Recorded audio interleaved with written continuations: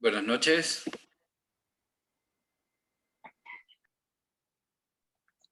Buenas noches.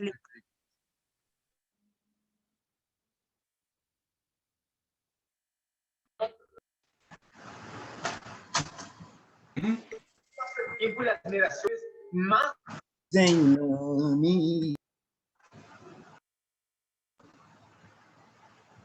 Ok.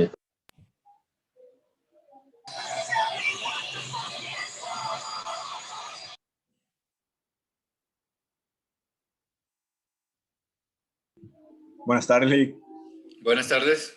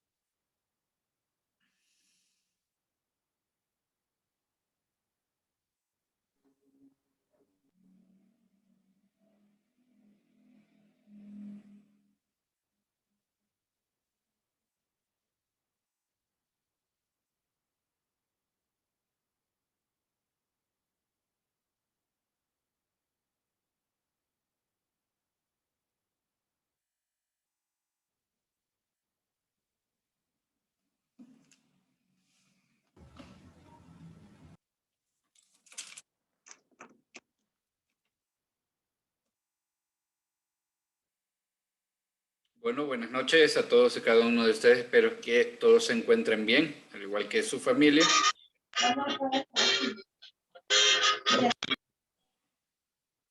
Les he dejado el foro con las indicaciones para la segunda actividad de trabajo, así como la fecha de entrega. La idea de este trabajo es tratar de investigar lo que es la situación de los derechos humanos en situaciones de migración. Y pueden tomar en contexto, por ejemplo, lo que ocurrió con caravanas que salieron tanto de El Salvador como de otros países, así como otras situaciones migratorias donde de alguna forma hay afectación a derechos humanos. La idea es investigar cómo es que estos eventos migratorios o eventos de migración en estos eventos de migración se afectan los derechos humanos. Pueden trabajar con el mismo grupo, pueden hacerlo individual en 2, 3, 4, 5, no hay ningún problema. No es necesario que sea el mismo grupo, pueden cambiar de compañero, pero sí van a trabajar con los mismos integrantes del trabajo anterior, no tengo ningún problema. ¿Alguna pregunta al respecto?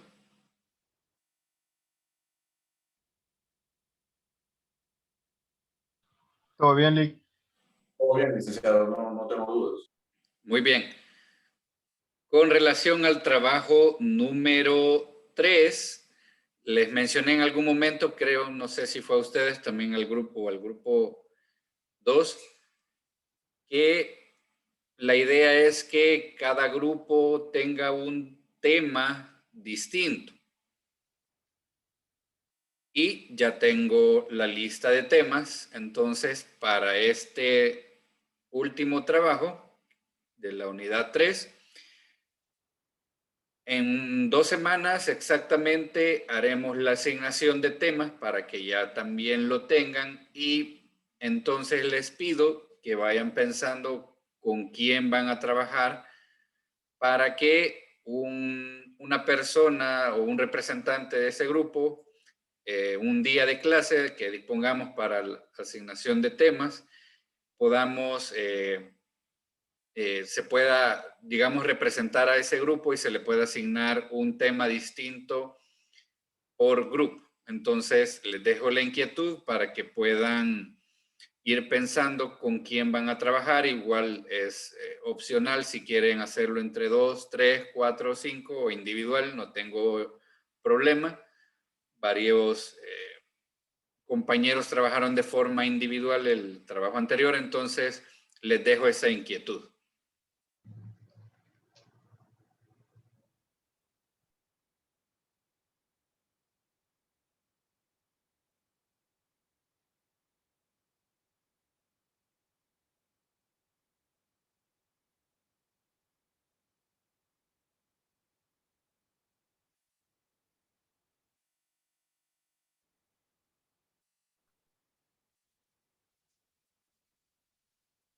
Bueno, entonces vamos a continuar con el desarrollo. Vamos a compartir información.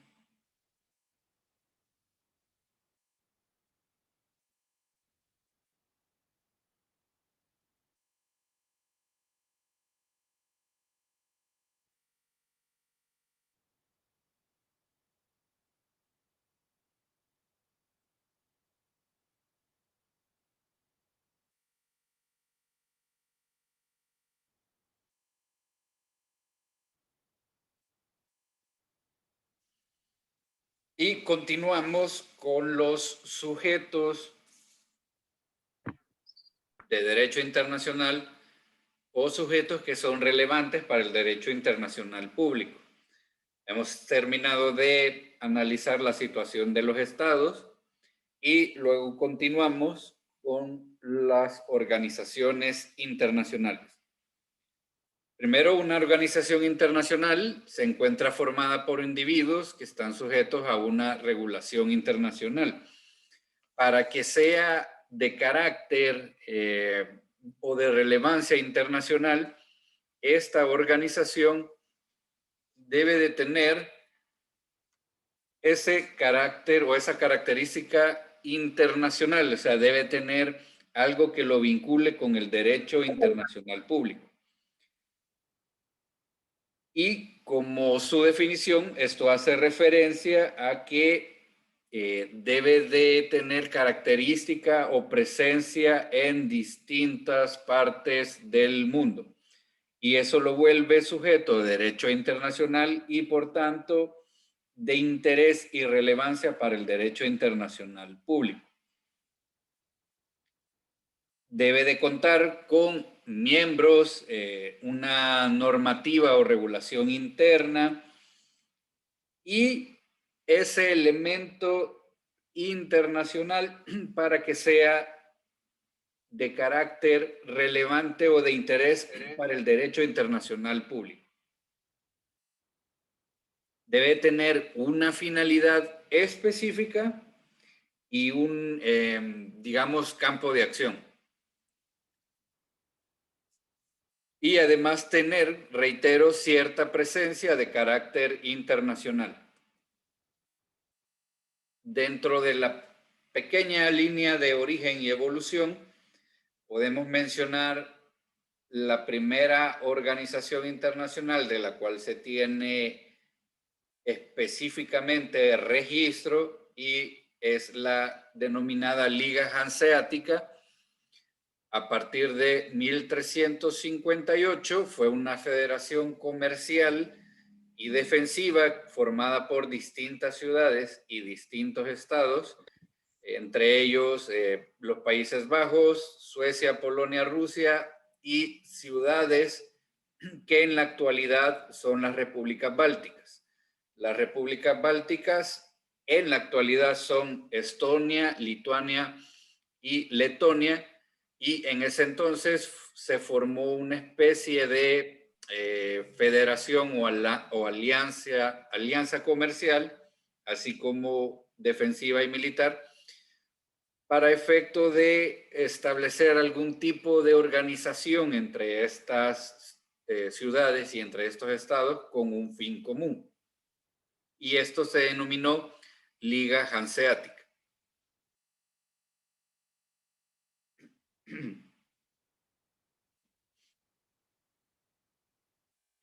Este es el mapa que de alguna forma muestra el campo de acción que tenía la Liga Hanseática y las ciudades que en ese entonces formaron parte de esta organización comercial y de defensa. Tenemos de este lado Londres. En esta parte de acá es actualmente Alemania, esto que es Hamburgo-Lübeck. Esta parte de acá, Suecia. Esta parte de acá es lo que es las ciudades o estados bálticos y Rusia. Este es el mapa que de alguna forma trata de mostrarnos lo que en su momento fue esta organización internacional, que principalmente tenía el fin común de establecer relaciones comerciales y además defensivas.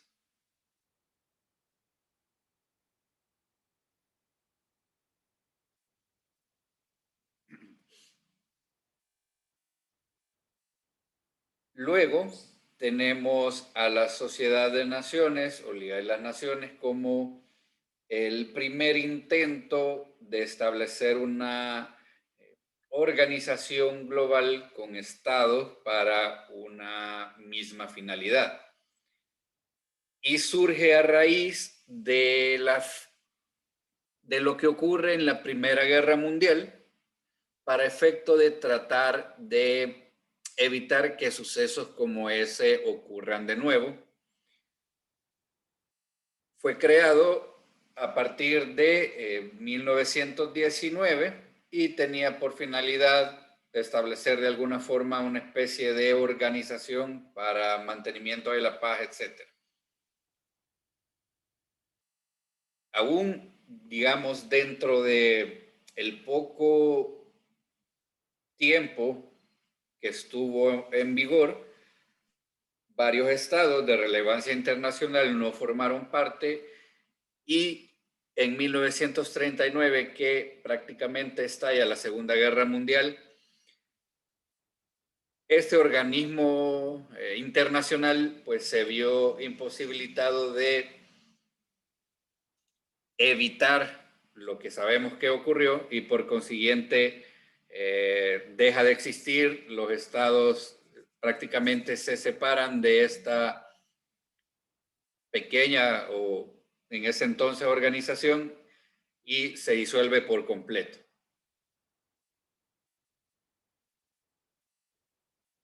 Luego, sabemos que después de la Segunda Guerra Mundial existe un nuevo espíritu de mantener la paz a nivel mundial debido a el exceso que ocurrió en la Segunda Guerra Mundial y pues se crea la Organización de las Naciones Unidas.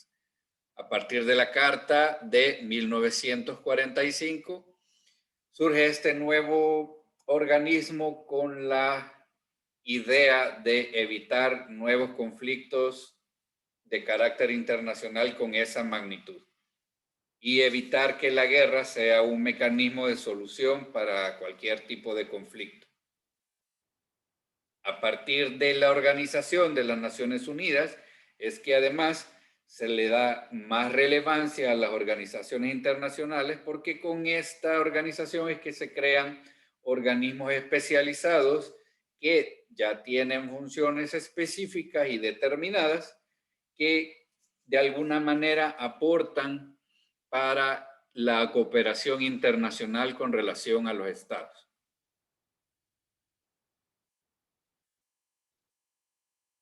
Y dentro de las organizaciones internacionales vamos a dividirlos en dos grandes tipos, o los dos grandes especies de organizaciones internacionales, y las vamos a denominar organización internacional privada, u ONG, y organización internacional pública o organización intergubernamental, OIG.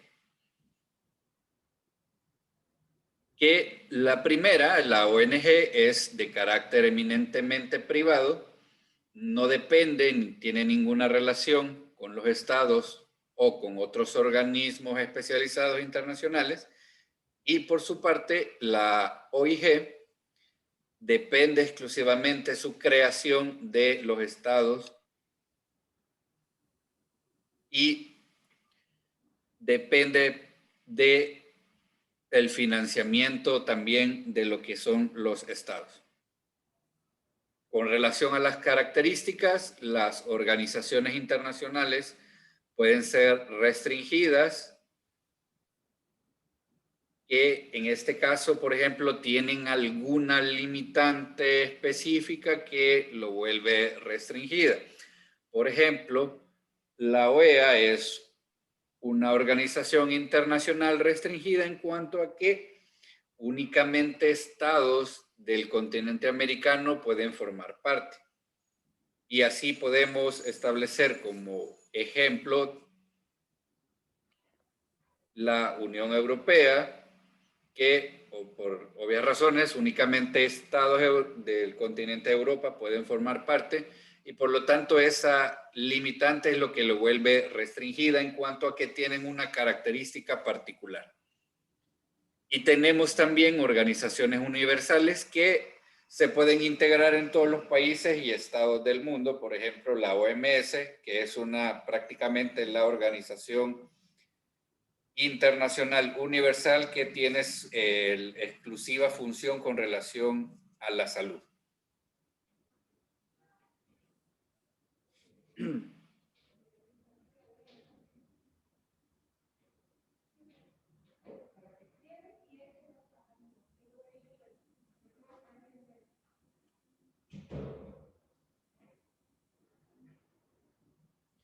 Dependiendo de la finalidad que éstas tengan, pueden ser generales en cuanto a que la acción o el campo de actuación es totalmente amplio, sin ninguna especie de limitante o restricción.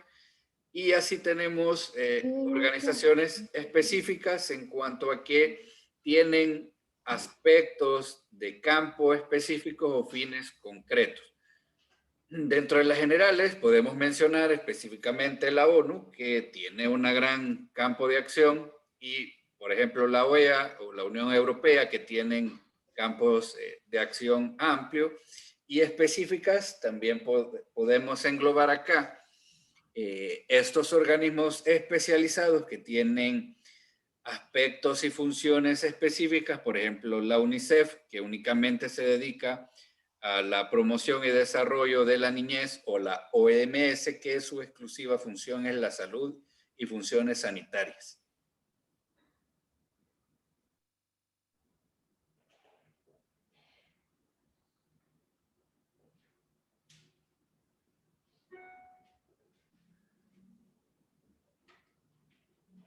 ¿Cuál es la diferencia entre ONG y OIG? Las principales características de una ONG, como lo mencionamos, primero, no debe tener o no debería de tener ánimo de lucro. La existencia de una ONG es que su actuación es totalmente fuera del ánimo de lucro y únicamente recibe financiamiento de parte de los particulares o de ciudadanos para poder realizar la función por la cual fue creada. No forma parte, no forma ninguna relación con ningún gobierno, con ningún estado, con ningún país. Pueden formar alianzas para la acción, pero nunca va a ser dependiente de un estado. Son gobernadas por ciudadanos. Esto se refiere a que la dirección, el manejo, el mantenimiento de una ONG es por ciudadanos. no es realizado por ningún estado, por ningún gobierno, por ningún país. Tienen una misión y una visión en común, es decir, tiene que tener una función específica la ONG, y el financiamiento pues puede venir de particulares, de otras ONG, empresas, etc. Entonces, la ONG de manera general es un organismo internacional totalmente privado que, para ser catalogado de interés internacional, debe tener esa característica o relevancia y presencia internacional.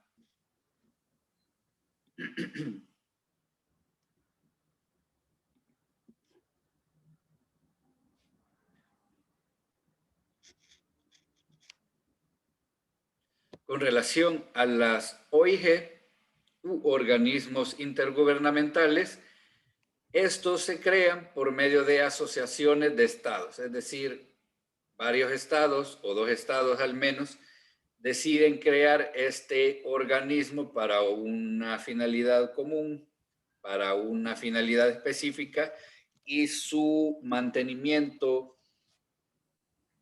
su financiamiento depende exclusivamente de los estados. Los estados destinan dentro de su presupuesto el mantenimiento y el financiamiento de este organismo internacional. Se crean mediante tratados específicos entre los estados o países que deciden crearlo. Tiene un interés común para los estados que lo están creando y se vuelven en esa línea totalmente autónomas. Es decir, esa creación por medio del tratado les da autonomía para poder realizar la acción por la cual los estados lo están creando. Y además tiene un sistema de órganos, es decir, tendría que tener una organización interna para regular las competencias, establecer incluso las reglas sobre el financiamiento, el campo de acción, la sede, la ubicación, etc. Entonces, la gran diferencia entre una ONG y un organismo intergubernamental es la situación de que uno es privado, no depende de ningún estado, y el otro, por el contrario, tiene ese carácter de derecho público en cuanto a que los estados dependen más bien depende de la creación de los estados para existir.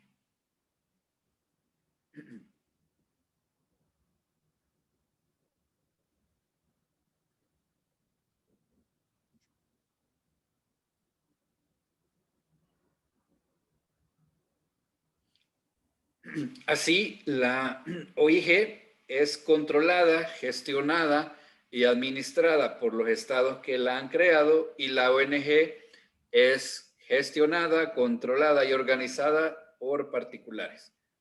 No existe ningún impedimento que puedan establecer alianzas para el campo de acción, pero siempre recalco que la ONG es totalmente independiente a los estados.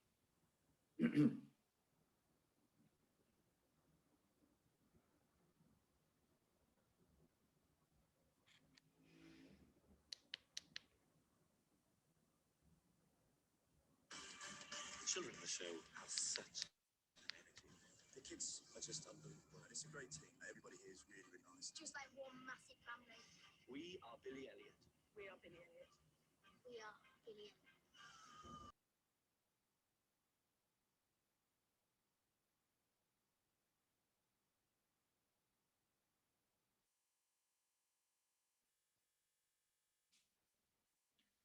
Para mencionar algunas organizaciones intergubernamentales presentes a nivel internacional, tenemos, por supuesto, la ONU, que es la mayor organización, el Banco Mundial, la Organización Internacional del Trabajo, la Organización para la Cooperación y Desarrollo Económico, el Fondo Monetario Internacional, la Organización Mundial de Comercio, Organización de Estados Americanos, el Banco Interamericano de Desarrollo y la que ha estado de moda últimamente, la Organización Mundial de la Salud.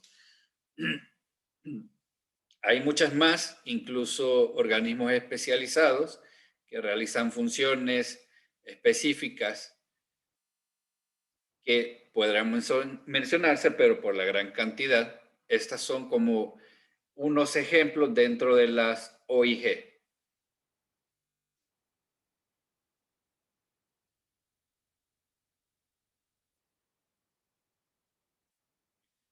Y dentro de las ONG podemos mencionar las que tienen mayor presencia internacional: Greenpeace, Save the Children, Care Internacional, World Wildlife Foundation, Médicos Sin Fronteras, que, recalco, son organizaciones de presencia internacional, pero gestionadas, administradas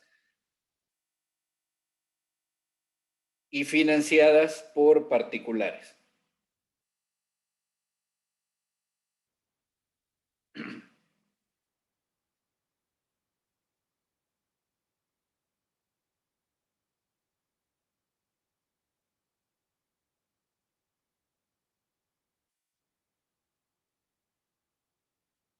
Según la materia o fines, como mencionábamos las generales, constituyen cooperación más amplia en todos los campos, por ejemplo la ONU, Consejo de Europa, OEA, que tienen distintos campos de acción, entre estos sociales, políticos, económicos y culturales.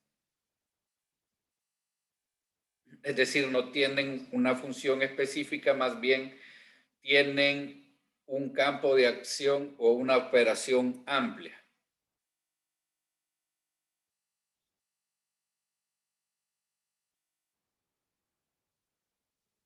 Y específicas que son creadas para un fin en concreto, por ejemplo, fines militares y de defensa, la OTAN, la Organización Meteorológica Mundial, que tiene la finalidad de establecer la situación climática a nivel mundial, la UNESCO, que es el organismo especializado para coadyuvar o ayudar con relación a fines sociales y culturales, la OMS, que le hemos mencionado, con fines de salud y sanitarios, y con fines económicos la OCDE, entre otros, que tienen funciones específicas a nivel internacional.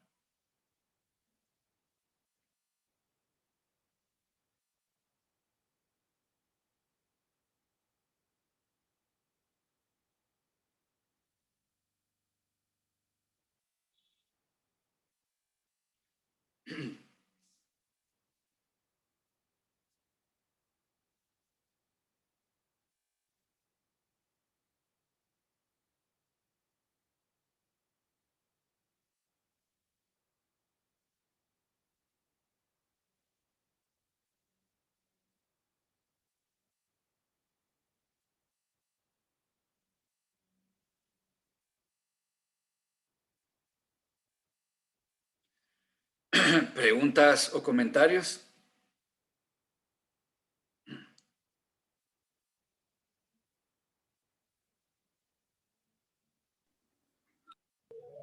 Todo bien desde mi parte, Lico.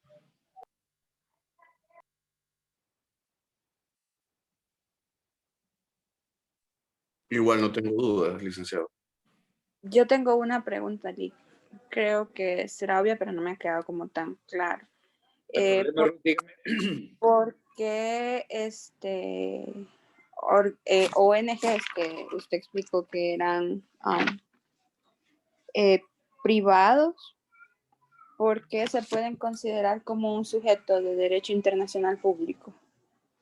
Por la relevancia internacional que pueda tener. Esa característica es lo que lo vuelve de interés para el derecho internacional público. Por ejemplo, dentro de los ejemplos que teníamos acá,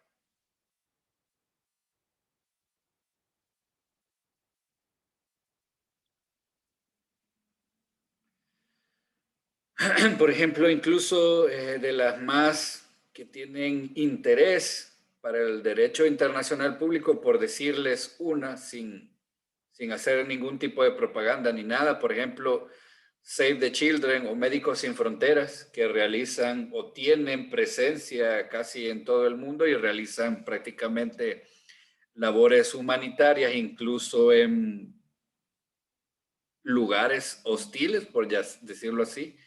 Y eso, esa presencia internacional es que lo vuelve de interés para el derecho internacional público.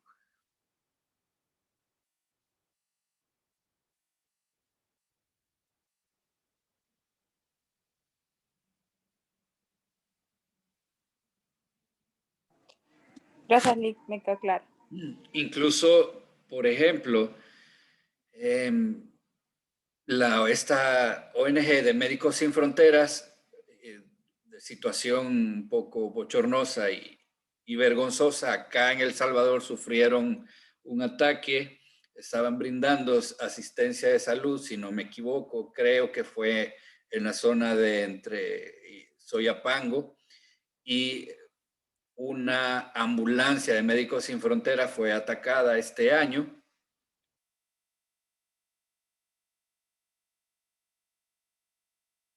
Y tuvieron que cesar por de pronto las actividades que estaban brindando de salud,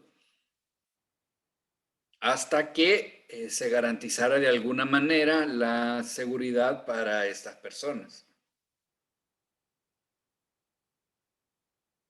Entonces, esa internacionalidad es que los vuelve de relevancia para el derecho internacional, valga la redundancia, para el derecho internacional público, porque los estados deberían de brindar al menos lo posible para que estas ONG, que sabemos que realizan estas labores humanitarias sin fines de lucro, pues puedan realizar esa función.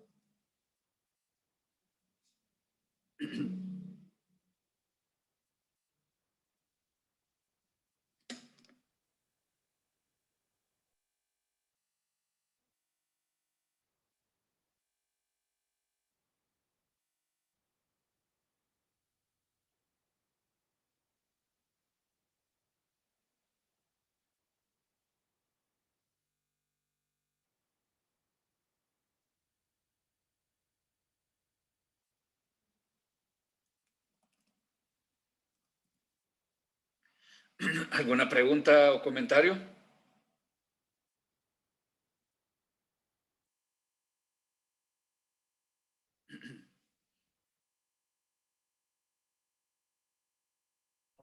No, Lick, ahorita todo claro. Ok. Bueno, por favor, nos vamos a quedar hasta acá este día. Tengo cierta molestia, solo es una pequeña molestia. Vamos a continuar el lunes. Así que primero Dios, nos veremos el día lunes. Ok, Lick, buenas noches. Buenas noches, Lick. Gracias, licenciado. Feliz noche. Gracias. Buenas noches, Lick. Gracias, Lick. Que siga mejor. Gracias. Gracias, bye.